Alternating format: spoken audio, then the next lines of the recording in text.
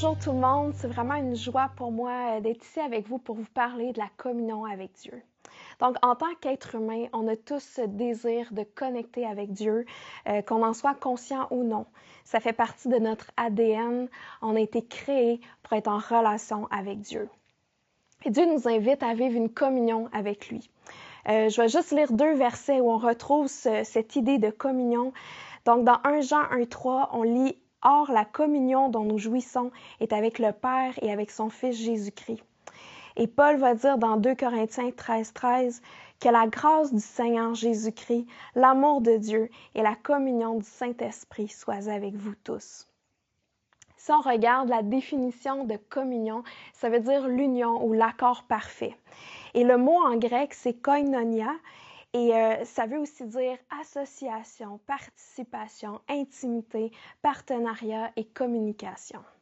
Donc, le Saint-Esprit veut être notre partenaire, notre associé, notre compagnon, notre camarade. Et le mot intimité est peut-être un peu plus courant dans notre langage là, de tous les jours pour décrire cette réalité-là. Intimité, ça vient du latin intimus et ça veut dire ce qui est le plus en dedans. Donc, ce qui est au cœur d'une personne. Et l'intimité, ça signifie de laisser à l'autre le droit de regard sur l'essence de ce qu'on est, de lui donner accès à ce qui est personnel et qu'on garde habituellement pour soi. C'est enlever les murs, les prétentions, les couches de protection pour laisser entrevoir qui on est vraiment. Et ça nous permet de connaître l'autre et d'être connu de lui. Donc, quand on dit que Dieu désire une relation intime avec nous, ça veut dire que Dieu veut qu'on vienne à lui avec un cœur ouvert, en étant vulnérable et honnête, et qu'on lui donne accès à ce qui est au fond de nous. Mais ça veut aussi dire que Dieu est prêt à nous donner accès à son cœur et à se dévoiler à nous, à révéler sa nature profonde. On voit l'intimité à travers toute la Bible et si on commence dès le début, on voit dans la Genèse que Dieu nous a créés pour être en relation avec lui. Quand on regarde les premiers chapitres, avant même que le mal vienne corrompre le monde, on voit que Dieu n'a pas instauré un culte. Il n'a pas dit « Voici comment vous devrez m'adorer et me servir ». Dans le jardin d'Éden, il n'y a pas de religion, il y a juste une relation d'amour. Et dans Genèse 3,8, ça parle de Adam et Ève et ça dit « Alors ils entendirent le Seigneur Dieu qui parcourait le jardin avec la brise du soir. » Donc la brise du soir, c'était le moment de la journée où on sort en Orient parce qu'il commence à faire plus frais puis on est mieux dehors. Et là, ils entendent Dieu se promener dans le jardin et venir à leur rencontre. Et le texte sous-entend que c'était l'habitude de Dieu de passer du temps avec Adam et Ève à chaque jour juste pour le plaisir. Donc, dès le début, c'était le plan de Dieu qu'on soit en communion avec lui. Mais malheureusement, l'être humain a péché et cela, ça l'a brisé la confiance. Mais Dieu ne nous a pas abandonnés. Il a envoyé Jésus mourir sur la croix. Et Jésus n'a pas seulement sacrifié sa vie pour nous sauver de la mort, des conséquences du péché, puis nous amener au ciel. Il l'a fait pour qu'on soit réconcilié avec lui et qu'on puisse avoir à nouveau accès à sa présence. Il est venu rétablir la relation. Dans Jean 17,3, ça dit « Or, la vie éternelle, c'est qu'ils te connaissent, toi, le seul vrai Dieu, et celui que tu as envoyé, Jésus-Christ. » Puis ici, le mot « connaître » dans le grec, ça veut vraiment dire connaître par expérience, donc connaître intimement. Donc, la vie éternelle, c'est vraiment d'avoir cette intimité avec le Père et avec Jésus. Et là, quand on reçoit Jésus dans notre vie, son esprit vient vivre à l'intérieur de nous et c'est là qu'on peut expérimenter cette vraie union avec Dieu. Dans 1 Corinthiens 6,17, ça dit « Celui qui s'unit à Jésus devient un seul esprit avec lui ». Donc, le genre de relation que Dieu veut avec nous, c'est une relation parent-enfant. Tu sais, le Père est comme un parent pour nous et nous, on est ses enfants. Mais c'est aussi comme 2 meilleurs amis ou encore une relation entre un époux et une épouse. Il veut être la personne la plus proche de nous dans notre vie. Et on passe du temps avec Jésus comme on passerait du temps avec un membre de la famille et non pas comme avec un patron. Le but, c'est pas de chercher à l'impressionner, mais tout simplement d'être nous-mêmes.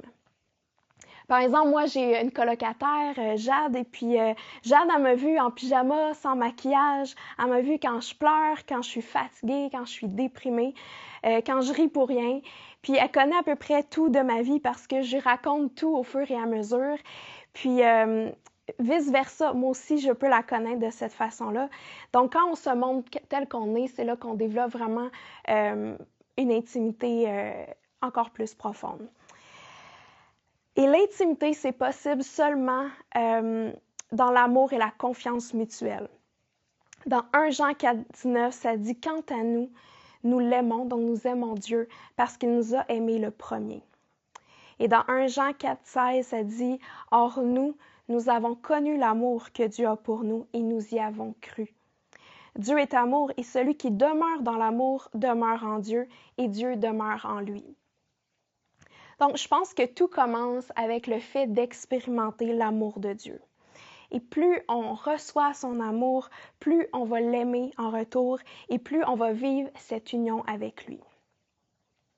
Il n'y a personne qui a vraiment envie d'être proche de quelqu'un de sévère, qui les juge constamment, qui les pointe du doigt à leurs moindres erreurs. On n'a pas envie d'être vulnérable et de s'exposer à quelqu'un qui ne nous aime pas. Donc, pour vivre cette communion avec Dieu, notre perception de lui doit changer. Et plus on va saisir à quel point il est bon, affectueux, qu'il veut notre bien, qu'il déborde de joie, qu'il prend plaisir en nous, mais plus on va avoir envie de passer du temps avec lui et de s'approcher de lui. Dans le fond, quand on n'a pas envie de passer du temps avec Dieu, c'est qu'on a perdu de vue sa bonté. Donc, je vous donne 3 façons de grandir dans cette révélation de l'amour du Père. La première chose, c'est de croire les vérités qu'il dit à notre sujet.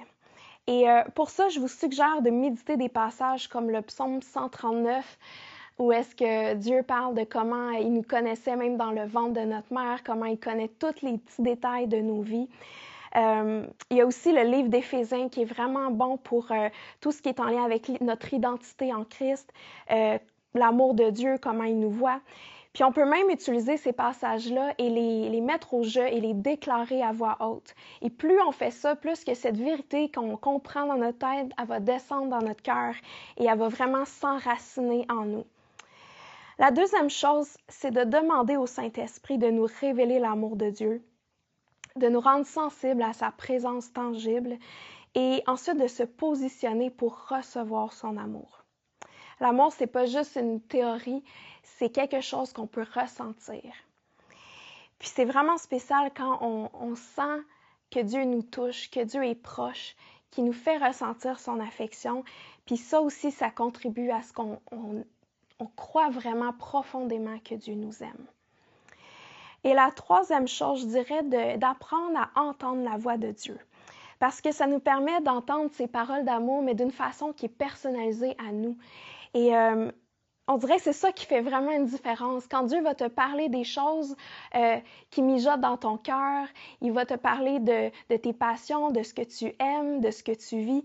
Puis là, c'est comme ça qu'on se sent vraiment connu et on sent que Dieu nous aime et qu'il est au courant de tout ce qui se passe en nous et dans notre vie. Donc, ça peut être tout simplement de poser des questions comme « Comment tu me vois » ou « Qu'est-ce que tu aimes de moi ?» Maintenant, comment approfondir notre intimité avec Dieu? Moi, pendant vraiment longtemps, je me suis demandé qu'est-ce qui fait qu'une journée, je connecte avec Dieu, puis le lendemain, même si je fais la même chose, on dirait que j'y arrive pas. J'arrive pas à connecter. Puis si j'ai saisi une chose par rapport à ça, c'est que c'est plus une question de disposition du cœur que des disciplines spirituelles qu'on fait. Moi, j'ai grandi dans une famille chrétienne, puis rendue au début de ma vingtaine, je faisais tellement d'efforts pour être une bonne chrétienne, pour faire tout ce qu'il faut faire.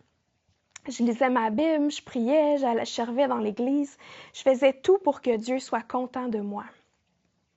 Mais au lieu de me rapprocher de lui, ça m'a éloignée de lui. J'ai commencé à le voir comme un employeur exigeant, à sentir que j'en faisais jamais assez. Puis je pouvais lire des fois 3 chapitres de la Bible par jour, passer à travers toute ma liste de requêtes, écrire dans mon journal, mais je terminais mon temps avec Dieu sans avoir réellement connecté avec lui, et sans avoir goûté à sa présence. Et c'est là que j'ai compris que toute discipline spirituelle qu'on fait sans connecter avec Jésus, c'est en fait de la religiosité. Et la religiosité, c'est le pire ennemi de la vraie communion. Je pense même que c'est l'opposé de l'intimité. Et là, j'ai découvert que je connectais beaucoup plus avec Dieu en cessant mon agitation, mon acharnement, ma performance spirituelle pour tout simplement recevoir de Dieu. Ça m'enlevait tellement de pression, puis ça me disposait à connecter cœur à cœur avec lui. Et je crois que le moyen le plus rapide de connecter avec Dieu, c'est d'aller à sa rencontre avec une attitude d'abandon, de dépendance de lui et d'humilité. C'est venir à lui avec notre soif et notre besoin. Comme Marie, peut-être sûrement vous connaissez l'histoire de Marthe et Marie. Marthe s'agitait à faire toutes sortes de choses pour servir Jésus. Elle était distraite par tous les services qu'elle faisait. Mais à l'inverse, Marie, elle s'est tout simplement assise aux pieds de Jésus, juste pour être dans sa présence, juste pour l'écouter et passer du temps dans sa compagnie. Donc, c'est vraiment avec cette disposition de cœur qu'on doit approcher Dieu.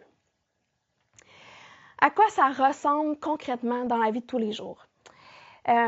Jésus a dit, lorsque tu veux prier, entre dans ta chambre à l'écart. Ferme la porte pour prier ton Père qui est là, dans cet endroit secret. Et ton Père qui voit ce que tu fais en secret te récompensera. Ça, c'est dans Matthieu 6,6. Fait que premièrement, c'est d'être intentionnel pour réserver un temps dans notre horaire pour aller à la rencontre de Dieu. Attendez pas d'avoir du temps de libre parce que souvent, la journée ne se passe pas comme prévu. Il y a toujours des imprévus qui arrivent, puis finalement, on n'a plus de temps pour Dieu. Mais je vous encourage vraiment à planifier un temps que vous réservez pour votre temps avec Dieu. Puis là, une fois qu'on est dans notre temps avec Dieu, qu'on se retrouve seul et en silence avec lui, des fois, on est quasiment mal à l'aise parce qu'on est tellement habitué dans notre vie de tous les jours d'être toujours dans l'action, en train de faire plein d'activités. Il y a toujours du bruit autour que des fois, quand on se retrouve en silence, on ne sait plus trop quoi faire, on se sent inconfortable. Mais ce qui peut aider, c'est juste de prendre des grandes respirations, de prendre le temps de ralentir, puis de relaxer, d'arrêter notre monologue intérieur. On a constamment ce monologue, on est toujours en train de penser. Mais des fois, il faut juste comme, OK, là, je mets ça de côté pour l'instant, puis je vais juste être dans le calme. Moi, une chose que j'aime faire, c'est de mettre de la musique de louange instrumentale. On dirait que ça change l'atmosphère, puis ça m'aide à me concentrer sur Dieu. Et là, je vais vous partager 3 étapes pour connecter avec Dieu qui, à mon avis, ça fonctionne vraiment bien. Puis, c'est quelque chose de très simple qu'on peut faire en tout temps. La première chose, c'est de prendre conscience qu'il est présent, qu'il est là. Souvent, tu sais, on peut même arriver dans notre temps avec Dieu, puis on s'assoit, puis tout de suite, go, on commence à lire la Bible, on commence à prier pour nos requêtes, puis on prend même pas le temps de s'arrêter, puis de faire comme, « Hey, Dieu est ici, il est là avec moi. » Et on le croit par la foi. Même si on ne le sent pas, on croit qu'il est là, parce que c'est la vérité. Dieu est partout, il est proche de nous. Et c'est aussi de s'attendre à ce qu'il se manifeste et qu'il vienne à notre rencontre, qu'il nous parle. Dans le psaume 37, verset 7, ça dit « Demeure en silence devant l'Éternel. Attends-toi à lui. » Donc, on s'attend à le rencontrer. Et ça fait vraiment une grosse différence quand on arrive en ayant une attente de dire « Hey, aujourd'hui, je vais rencontrer Dieu. Il va me parler, il va venir me toucher. Il y a quelque chose pour moi aujourd'hui. » Et c'est vraiment différent quand on arrive avec cette soif-là et cette attente que Dieu va venir à notre rencontre. Dans le psaume 46, verset 11, ça dit « Arrêtez et sachez que je suis Dieu. » Donc, c'est important de ne pas se dépêcher à cette étape-là pour passer à la prochaine étape, mais de vraiment prendre le temps de s'arrêter et de prendre conscience que Dieu est Dieu, qu'il est là. Et Une autre chose aussi, c'est que des fois, on a l'impression que Dieu est loin, qu'il est quelque part dans le ciel, puis il faut le convaincre de venir proche de nous. Mais la vérité, c'est que le Saint-Esprit habite en nous. Donc, plutôt que d'attendre quelque chose de l'extérieur, c'est bon juste de s'arrêter puis de dire « Merci Saint-Esprit, parce que tu es en moi. Tu es plus proche que l'air que je respire. » Puis on dirait juste le fait de s'arrêter puis de penser au fait qu'il est en nous, on dirait qu'aussitôt on sent sa proximité. La deuxième étape, c'est de lui donner toute notre attention. Et pour faire ça, c'est vraiment l'adoration qui nous permet de vraiment regarder à Jésus. Dans le psaume 100, verset 4, ça dit « En entrant dans son temple ou dans sa présence, acclamez-le. Dans la cour intérieure, exprimez vos louanges. Louez le Seigneur, remerciez-le d'être votre Dieu. » Donc Dieu nous montre ici de quelle manière il aime être approché. Mais plus que ça, je pense que c'est pas tant que Dieu il attend nos compliments pour se manifester, c'est plus que nous, ça nous aide tellement à nous rappeler qui il est. Ça nous rappelle sa nature, son cœur, ses qualités. Puis alors qu'on l'adore et qu'on le loue, c'est comme si ça rafraîchit notre vision de lui. Ça clarifie dans notre tête qui il est, puis c'est comme si ça le rend plus réel à nos yeux. Et c'est vraiment la manière de garder toute notre focus, toute notre attention sur lui. Et finalement, la troisième étape, c'est de s'abandonner. Donc, c'est vraiment dans la confiance, dans le repos. On renonce à notre agenda, de vouloir faire quelque chose à tout prix ou d'obtenir des réponses parce que là, on veut avoir une direction pour notre vie, tout ça. Des fois, on arrive puis on a tellement plein de choses qu'on veut accomplir durant notre temps avec Dieu qu'on se met une pression puis on a plus de difficultés à connecter avec Dieu. Mais des fois, c'est juste d'arriver juste pour le plaisir de passer du temps avec lui, puis de lui faire confiance. Une relation, c'est quelque chose de vivant, d'organique. Ça ne peut pas être figé dans un protocole. Donc, c'est vraiment de suivre le Saint-Esprit à ce moment-là dans ce qu'il veut faire. Moi, une chose que je demande des fois au Saint-Esprit, c'est « Comment veux-tu que je connecte avec toi aujourd'hui ou en ce moment? » Parce que lui, c'est mieux que moi ce dont j'ai besoin. Je peux aussi lui demander, par exemple, qu'est-ce que tu veux qu'on fasse dans notre temps ensemble? Et peut-être que l'Esprit va me conduire à lire un passage de la Bible avec lui. Et là encore, la clé, c'est de le faire avec lui, de lui demander de venir illuminer sa parole, de lui poser des questions pendant notre lecture, de rester conscient qu'il est avec nous. D'autres fois, il va juste m'amener à le louer tout le long de mon temps avec Dieu. D'autres fois, il va mettre à cœur d'intercéder pour une personne en particulier ou il va vouloir qu'on discute d'un sujet spécifique ensemble. Donc, c'est vraiment de le laisser nous guider, puis d'être correct avec le fait que notre temps avec Dieu, ça sera pas toujours la même chose à chaque jour, puis c'est ça la beauté d'avoir une relation avec lui. Puis, je ne sais pas si ça vous est déjà arrivé, mais à un certain moment dans notre temps avec Jésus, c'est comme si on frappe un mur. On sent la démangeaison là, de passer à d'autres choses, d'accomplir quelque chose de concret, d'être dans l'action. Puis ça s'explique aussi par le fait que ne rien faire dans la présence de Dieu, ça va toujours être offensant pour notre chair, notre nature humaine. Parce qu'on est habitué d'être dans l'action, dans l'activité, dans la performance.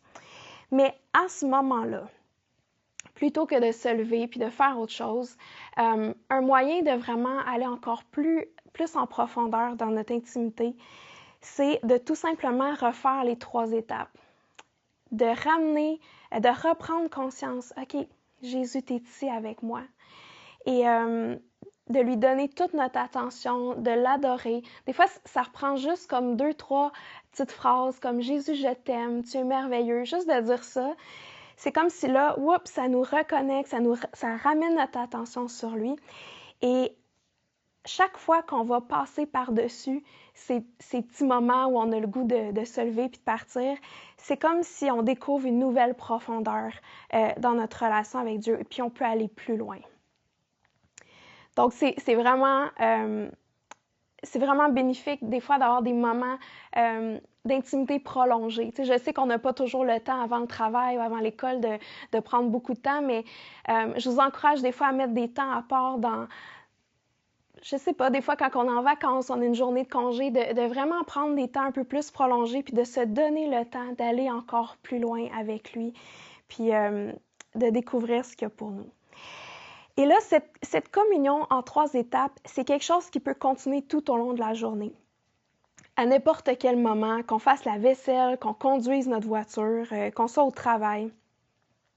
On peut juste s'arrêter 2 minutes, de prendre conscience que le Saint-Esprit est là avec nous, de le remercier, de le louer, de lui donner notre attention. Puis ensuite, on peut s'abandonner à ce qu'il veut faire. Des fois, on a juste besoin de recevoir son amour.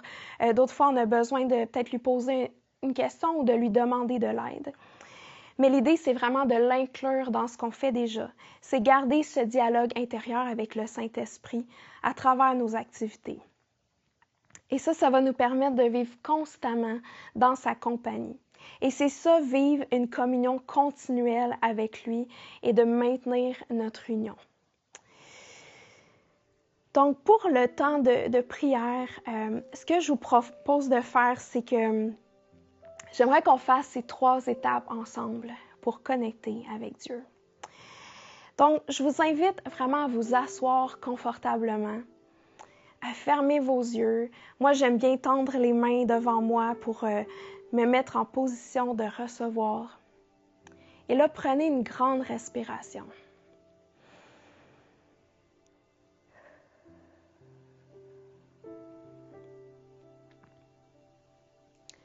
Et commencez à dire au Saint-Esprit, « Merci que tu es ici avec moi. »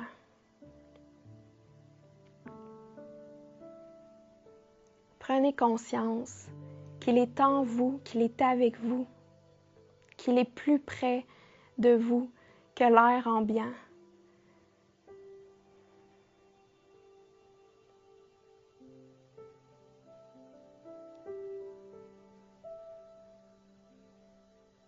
Ouais, merci Papa, merci Jésus, merci Saint-Esprit pour ta proximité.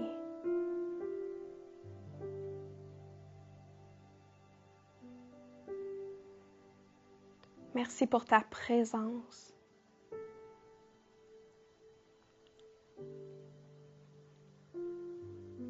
Merci que tu es content de passer ce temps avec nous. Merci pour ton sourire, pour tes bras grands ouverts.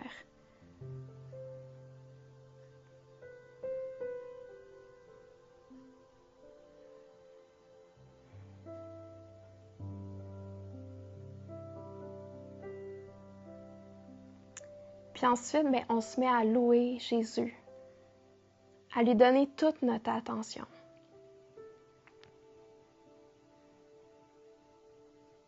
Jésus, je veux te louer parce que tu es tellement bon. Merci pour tes yeux qui sont comme des flammes de feu, qui sont pleins de passion pour nous.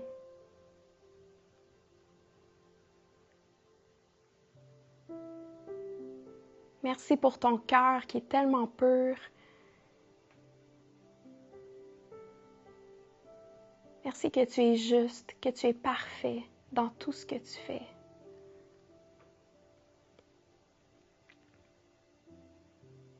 Je vous invite à continuer de le louer dans vos propres mots.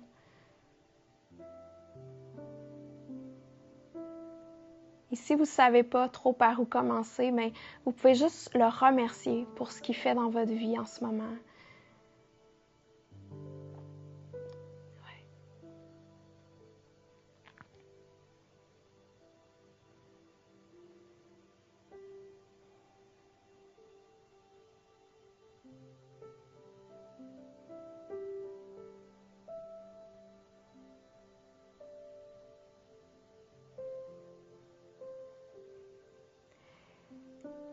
Puis finalement, demandez au Saint-Esprit, qu'est-ce que tu veux qu'on fasse dans notre temps ensemble?